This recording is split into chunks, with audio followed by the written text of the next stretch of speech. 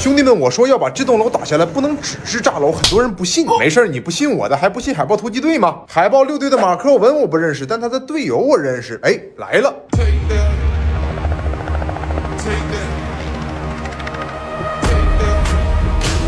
Hey, Matt. Hey, Arthur, how you doing? Good, how are you? Good to see you. You want to do some CQB? Yeah. All right, I got just the guy for you. Oh, thank you, but I don't think I need the other guy. Oh, I think you do. You sure? What?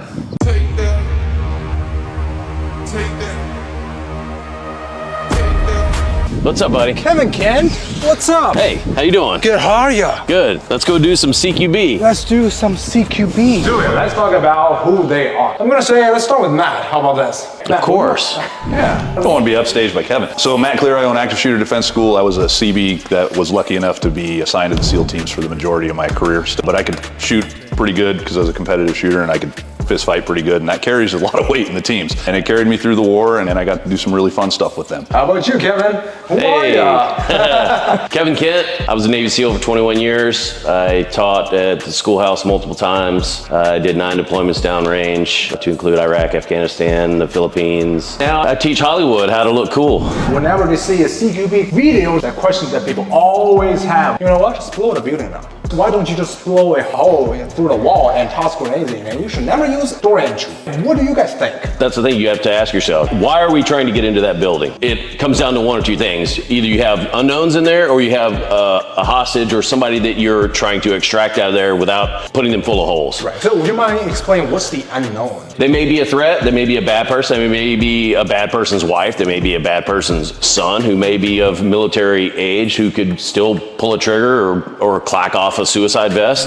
There was maybe 10% of the population of Iraq that was bad guys. We're bound by the Geneva Convention, and we're responsible for every shot we take. And if we kill an unarmed combatant, we get in trouble for that. I forgot to mention I was part of a U.S. Marshal SWAT team. When we're doing that, then you're talking about one dude that's a bad guy, maybe two. Everybody in the building wasn't bad. We were going after Arthur.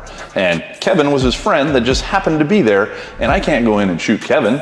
You know, my goal is to get you in. Yeah, because he's huge. You got to shoot him like 47 times. Right. My goal is to get you. You are more valuable alive than you are dead. Great, we kill you. Well, then what? You're dead, and another person just fills your shoes. But if we take you, then we learn who's going to fill your shoes, and we figure out where your other factory is, and we figure out all the things that we do when we're waterboarding you like we're not supposed to. Right? That's where we get into how are we going to get in here and only take out the people that we should take out. Even when we breach that door, breaching with explosives is amazing, but a solid wood door now becomes a lethal projectile going into that room. When even if you're just trying to blow the doorknobs and locks off, if somebody's standing behind that door, they're dead. Door lock, and just the splinters are gonna pin them to the wall on the other side of the room. At the same time, we have to target ID. Right. We can't just go in and just, you know, it's not just black and white. It's so gray, and there's so much to it.